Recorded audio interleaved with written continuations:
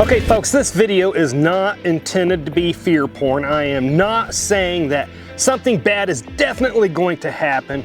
I just believe that right now there's a higher likelihood that something bad, very bad, could be happening in our near future. So today you are going to learn why you really need to have your head on a swivel right now after this attack on Iran. And you are also going to learn something in this video that the lamestream media typically doesn't talk about too much. But first, for new viewers, welcome to my channel and my bug out location. This channel is all about prepping and self-defense, so if you like information that the lamestream media typically doesn't talk about, then please consider subscribing to this channel, also giving this video the thumbs up.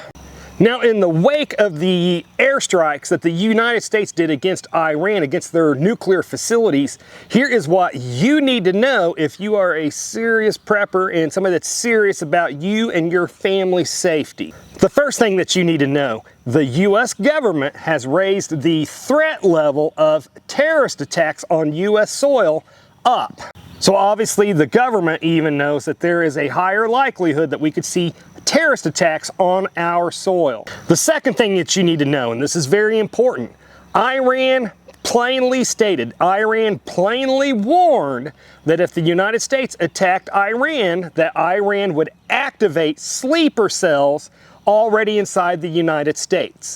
The third thing that you need to know is that the Customs and Border Protection has warned that the threat of terrorist sleeper cells on U.S. soil has never been higher than it is right now. The fourth thing that you need to know, the CBP has also warned that thousands of Iranian nationals has already entered the United States illegally, and of course we can thank the prior administration's policy of having the completely open borders in the past 4 years before Trump. Now here's the fifth thing that you need to know of why you need to have your head on a swivel right now, and this is something that most of the lamestream media is not talking about or has been talking about. While you may have heard plenty about terrorist sleeper cells on U.S. soil, this is not something that many, again, lamestream media has talked about, and that is the fact that the Venezuelan government has been selling, or had been selling, thousands of authentic passports to Middle Eastern men that had ties to, I think, like Hezbollah and terrorist groups like that. But the Venezuelan authorities have been selling authentic passports and identification papers, again, to Middle Eastern men underneath false names. So let me make sure this is clear. They are authentic paperwork from the Venezuelan government, but it's to Middle Eastern men underneath false names. So what that means is that when somebody that's connected to Hezbollah or some other terrorist group like that, if they get stopped in the United States and our government, let's say a police officer has stopped him on like maybe a traffic stop or something like that, and checks him out and runs his paperwork, runs his information, it's going to come back as being, that person as being a Venezuelan instead of somebody that has ties to Hezbollah or some other terrorist organization like that.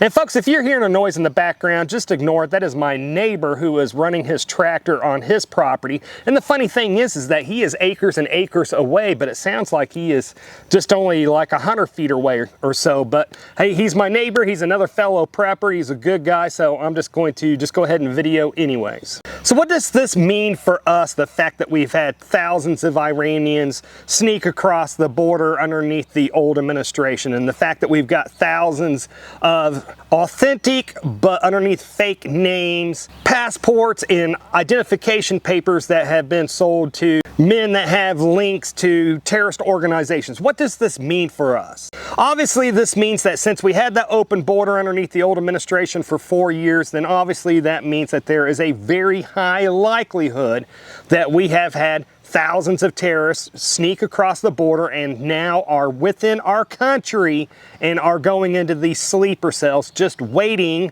for that command to begin their attacks. And folks, by the way, if you're watching this video on YouTube, you should come over to Rumble to watch this video and your favorite types of videos. Rumble does not have the woke ideology or the agenda that like YouTube does, so just go over to rumble.com and search ethical preparedness in the search bar. Now let's get back to the video. Now, unfortunately, what the question is that nobody knows the true answer to is exactly how many terrorists has already snuck into this country and are in these sleeper cells. Unfortunately, that's an answer that we don't know. But something that we do have to remember is that when these terrorist cells get awakened, when they get that command to begin their attacks across the whole United States and shed as much blood as possible, we have to remember that these terrorist cells are not just going to be made up of Iranians. The one thing that I think of is that when Russia attacked Afghanistan,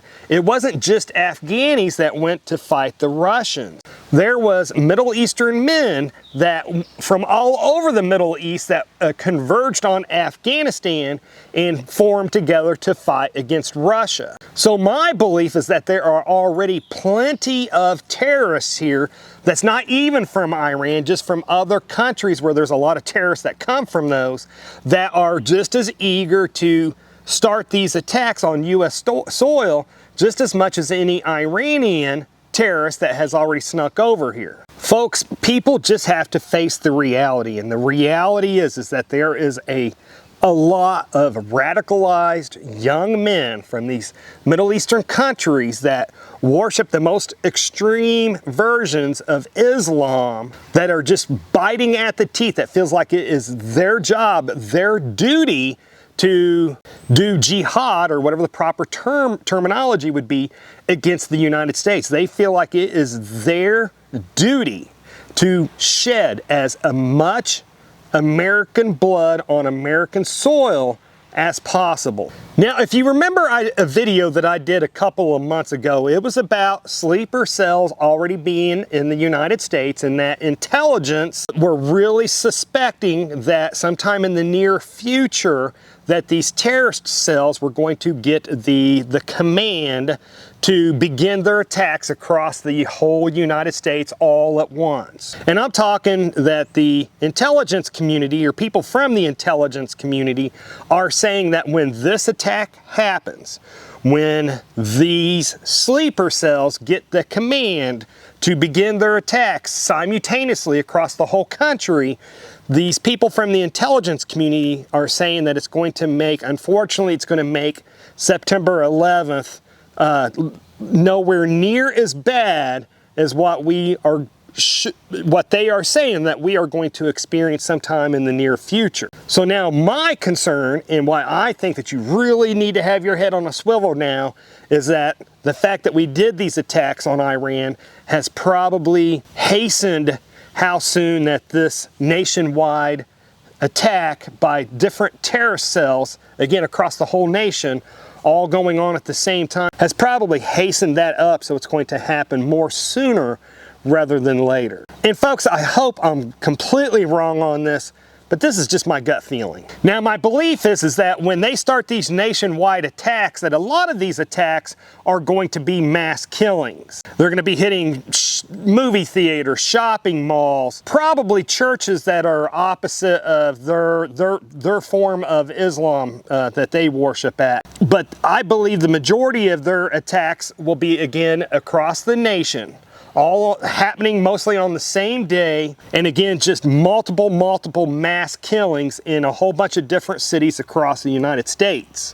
But one of the other things that I think that these terrorists are going to do, besides all the multiple mass killings happening all at once, across, again, spread across the United States, another thing that I think they're going to do is they're going to target our electrical grid. I think they're going to target our infrastructure, especially our electrical grid, because it is such an easy target that they could probably take down the electrical grid across the whole United States, if not the majority of it. And you have to think about this part is, if they knock out the electrical grid, then gas pumps aren't working. Fuel's not getting pumped into trucks that deliver food from the farms to the food warehouses, and then from the food warehouses to your grocery store. And again, cash registers aren't working, so that even if they had food in the grocery store, then it's not like you're gonna be able to pay for it. ATMs won't be working, so you won't be able to get your money out of the bank. People that rely on medical stuff that needs electricity to survive will start dying. People won't be able to have surgeries. People that are on the breathing machines, those machines will shut down.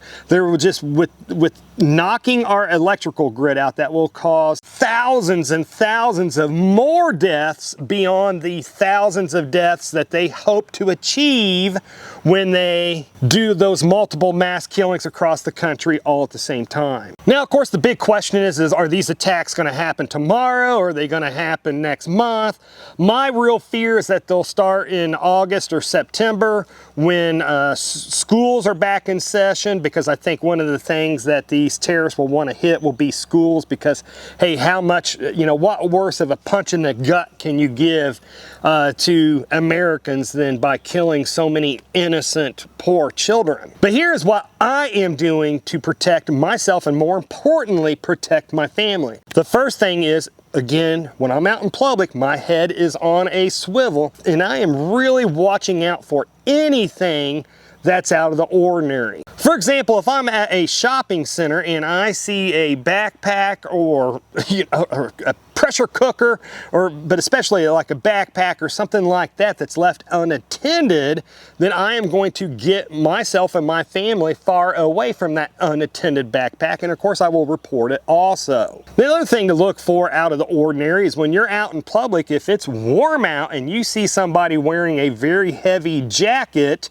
especially if they don't look like a normal person from your area, then there might be, a likelihood there, or there could be a good possibility that that person has bombs underneath their coat, or they might have a long rifle or something like that hidden underneath the coat. So again, just watching out for things that are out of the ordinary when I am out in public, especially with my family. And another thing that I am doing to protect my family is I am avoiding highly populated areas that are soft targets. I mean, a terrorist, even if he's on a suicide mission, but when he's on that mass killing spree, he would still rather kill 50 people before he dies rather than only 5. So I am avoiding highly populated areas that are soft targets, where most of the people there are not armed, or where firearms are prohibited from being carried in that area. So that's just another step that I'm doing to stay away from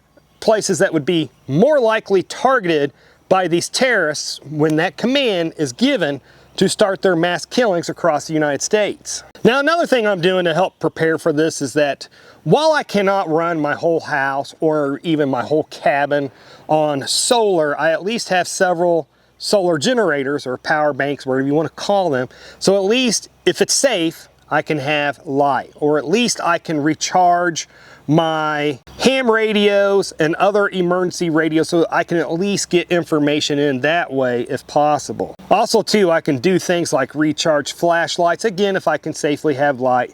And there's just a lot of little things that having a little bit of power, being able to produce a little bit of power, will really help go a long way in a situation where the grid is completely down. Now, if you rely on medicine, you may want to learn how you can make medicine from the leaves and the weeds and the trees and stuff like that that grow around you. Again, we got to think, if the grid is down and if populated areas are being targeted and everything is shut down, you may not be able to get your medicine. And believe it or not, you can make a lot of different medicines for a lot of different chronic conditions, such as diabetes and high blood pressure and stuff like that. Again, you can make a lot of different medicines yourself, again, from the weeds that grow around you. And I will shamelessly plug the book that I wrote. It only costs like 25 bucks at this time, but it gives you, it's hundreds of pages of how to make different medicines from just common weeds that grow around you. And I will put a link to the book that I wrote down below, so you can check that out if you want to. So I am curious, had you heard